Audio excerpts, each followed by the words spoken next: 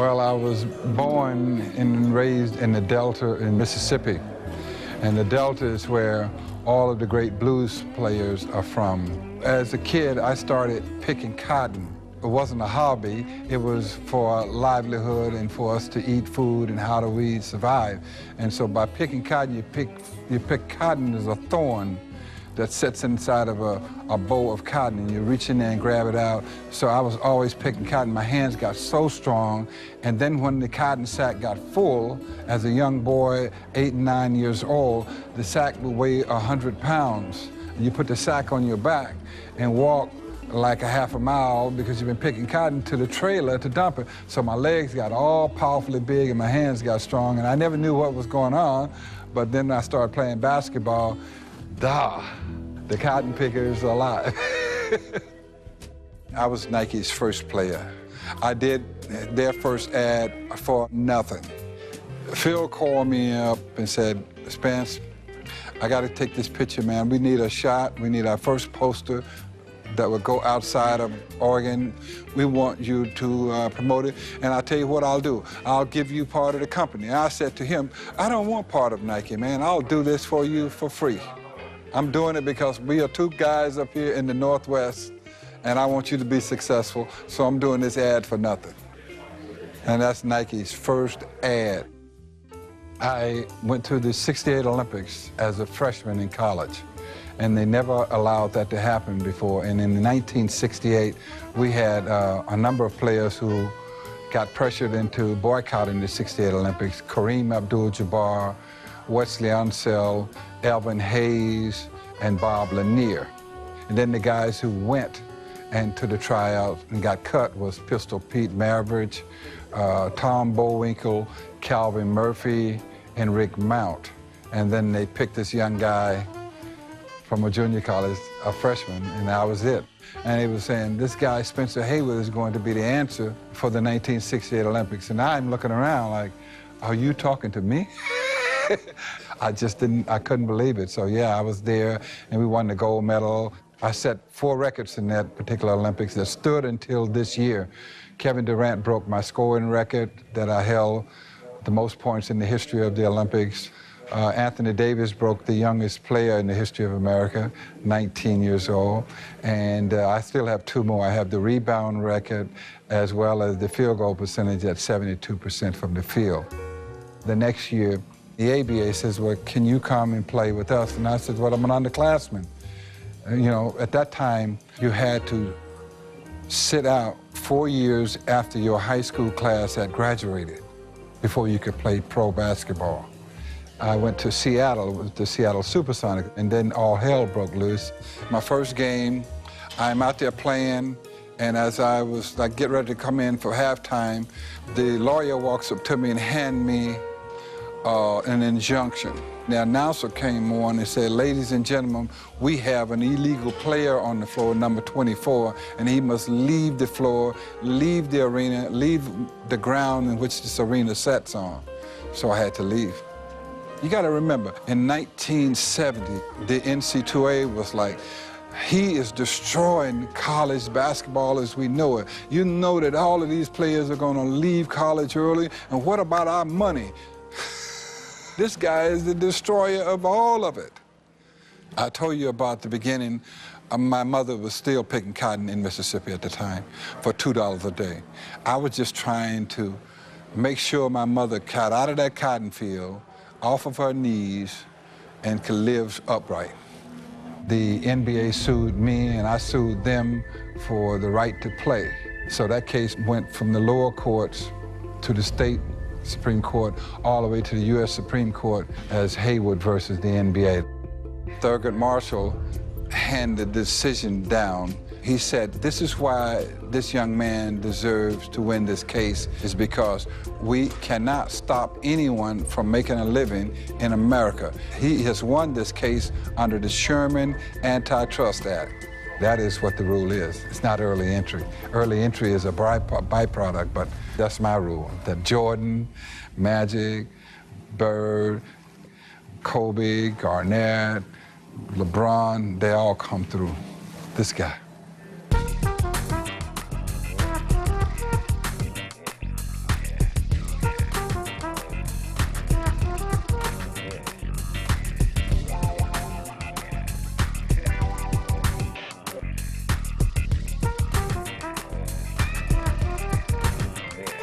Hey, come on in here.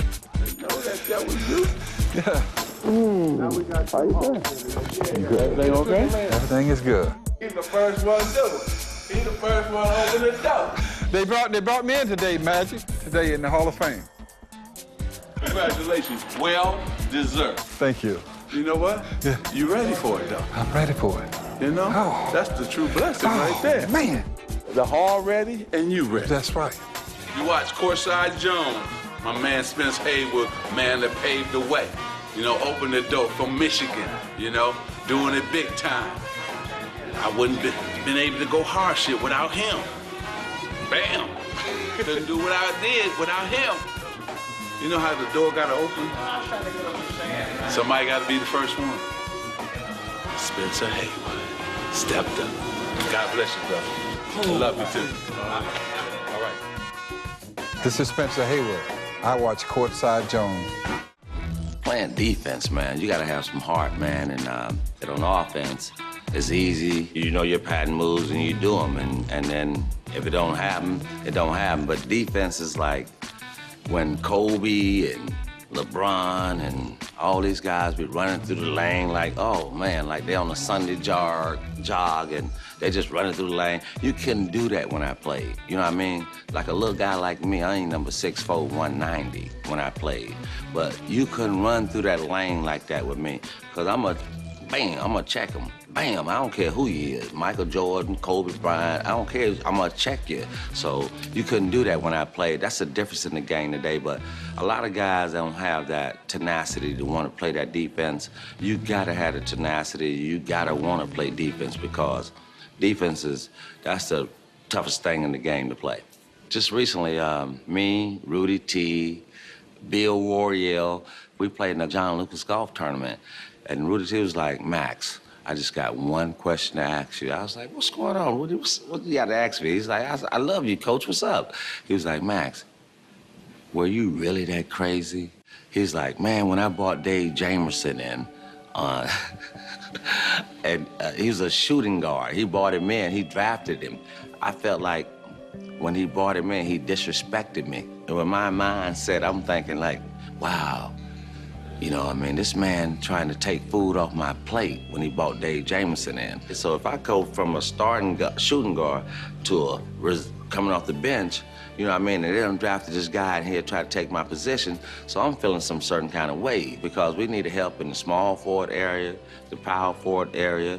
Well, we know we ain't need no help in the center area with Dream, but we need help everywhere, man. But man, you gonna pick my position? So I'm like, okay, well, I gotta handle this. So we get in this camp, we playing and we working out.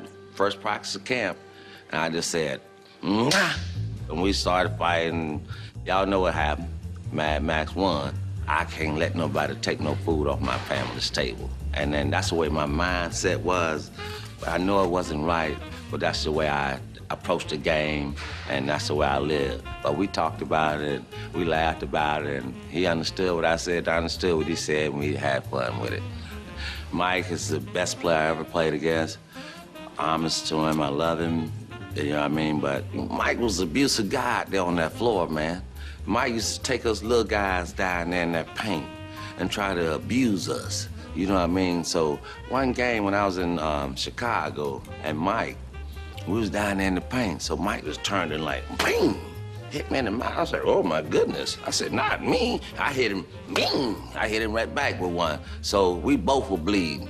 We leaking oil. So they stopped the game and we both got bandaged up, whatever they did to us, and we went back to playing. I love that story because I had to play my game the way I knew how to play. I don't know number one way to play, and that's hard and crazy. I know a lot of times I got in a lot of stuff. I maybe should not have got in. I shouldn't have got kicked out of certain games. I should have stayed in the game because it was big games for us. But, you know what I mean, I don't know no other way to play. That's the only way I knew. But Michael Jordan, like I said, is the best player I ever played against, and I'm sure everybody heard a lot of stories about me and Mike. He's saying that I'm one of the top players that ever played against him defensive-wise or whatever. It's much respect.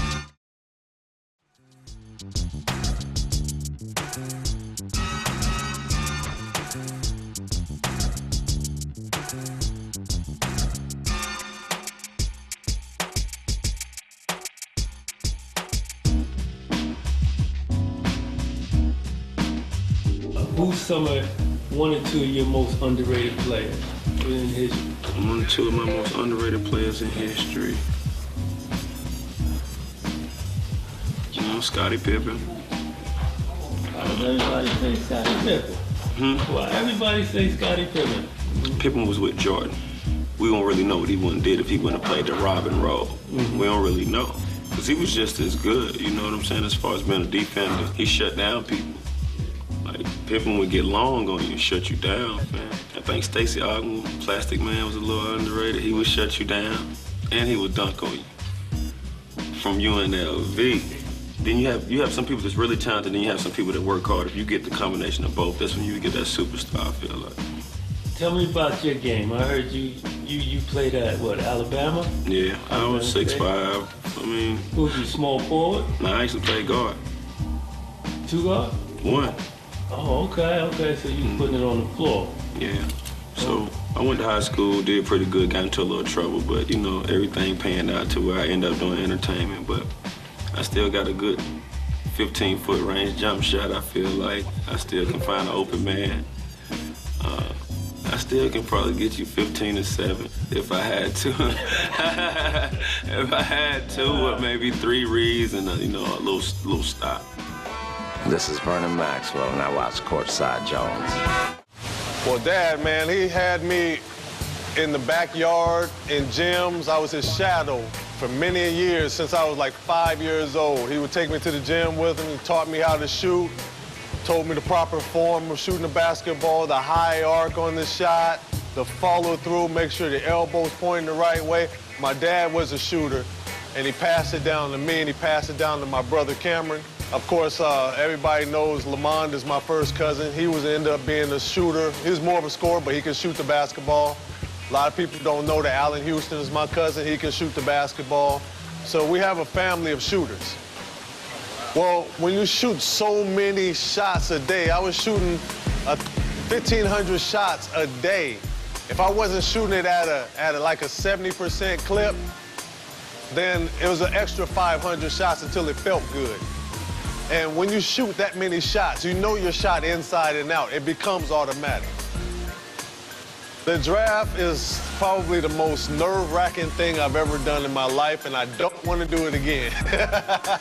You hear all kind of projections of where you're going to be.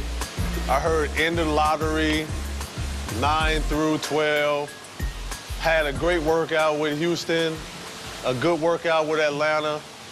Lakers and Clippers are in that 14, 15 slot. I didn't think I was going to slip past them. And all of a sudden, I slid, and I don't know where it came from, but I ended up being drafted by San Antonio. A lot of people don't remember this. I was drafted by San Antonio at the 18th pick, and I was like, oh, man, I get to play with David Robinson and Sean Elliott and, Avery Johnson and the guys, and all of a sudden, they said, don't get too comfortable with that hat. There's going to be a trade, and you're in it. So then I was in, the trade went to Milwaukee for Dale Ellis, to Portland for Allah Abdenabi, Milwaukee to Portland. So that was my draft day. I was just hoping that the trading stopped, so I knew what team I was going to be on. All I remember is being excited, coming out in Memorial Coliseum for the first time, playing where Portland went to the finals the year before against Chicago Bulls. It was electric in the building. The fans were unbelievable. The support, Portland was crazy when it came to their support and the love for the Blazers.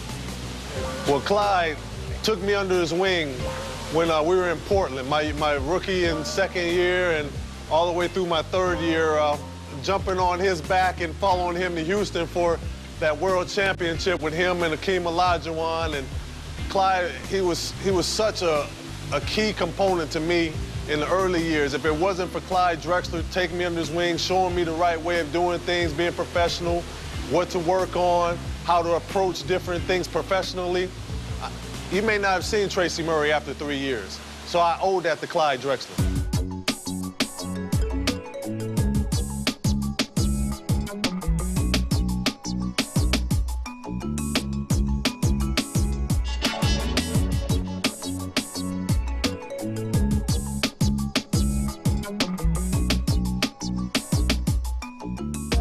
So my name is Henry Q. Gaskins, but most people know me as Q. And my claim to fame is that I was very instrumental in getting Allen Iverson signed to the Reebok brand, and then ultimately helping it get him a lifetime deal with that brand. The effect that AI had on the brand was multifaceted. I mean, the one reason why we really wanted to sign him was that we felt like he truly represented a real style of play. We call it the Psi factor because it stood for speed, creativity, and innovation on the court. And then we felt like he really represented the streets and young urban youth. We felt like he was the future and had that voice and the heart and soul of them and kind of represented that off the court. So in this game, when you're really trying to sell a lot of product, you kind of have to have someone that can be both on the court performance strong and then off the court lifestyle strong in the sense that other people would want to aspire to have their style off the court as well. And what's your very first NBA basketball memory as growing up? What was your first? My first NBA basketball memory was the Washington Bullets, going to the games and watching Wes Unseld, Elvin Hayes, Phil Chenier. You know, that's my first. Outside of AI, who's your all-time favorite player in the NBA? Outside of AI, my all-time favorite player in the NBA gotta be MJ. I mean, it's Mike, no doubt. Happy 50th birthday, Mike. This is Tracy Murray, and I watch Courtside Jones. My team, the all-time starting five would be Oscar Robertson at one guard. Wow. You got me thinking now. Wow. You can break this thing down to like 10 and 20 if you want to because so many great players, but my point, I have to go with Magic. I'm gonna go with my boy, Magic Johnson. At the 2, MJ. I'm skipping Jordan. I'm putting LeBron James at the second guard. My shooting guard, we already know. The guy I just told y'all the story about, right? Love or hate, Michael Jordan. At the small forward, I would have to go with Rick Barry or Julius Erving. I favor Julius Erving. At the 3, I'm thinking Bernard, I'm thinking Larry Bird. But right now, I'm thinking Pip. Got to give respect to him, but LeBron James. LeBron that boy is doing unbelievable things right now. Small forward, wow. Neek, that's my man, Lil Dominique, Neek. And I'm gonna put myself at the big forward. That history hasn't been told, but it will be told. Power forward. Wow. Karl Malone, Tim Duncan, Garnett. Karl Malone. My power forward. Y'all know, the mailman. Here we go, we delivering that mail, the mailman. And I'm putting Kareem Abdul-Jabbar in the middle. At the 5, no question, the captain, Lou Alcindor, Kareem Abdul-Jabbar, UCLA alum. Got to go with the cap. By center, I ain't gotta say nothing about that now. I know Wilt, Bill, all these other folks done their thing. Kareem Abdul-Jabbar, I love y'all guys, but I gotta go with the guy I played with. And that's the era I know. My man, the Dream. What up, man? I'm 2 Chainz right now with Courtside Jones. I'm sorry, y'all. Well, I'm talking crazy over here, baby. What's up, Mel? Good to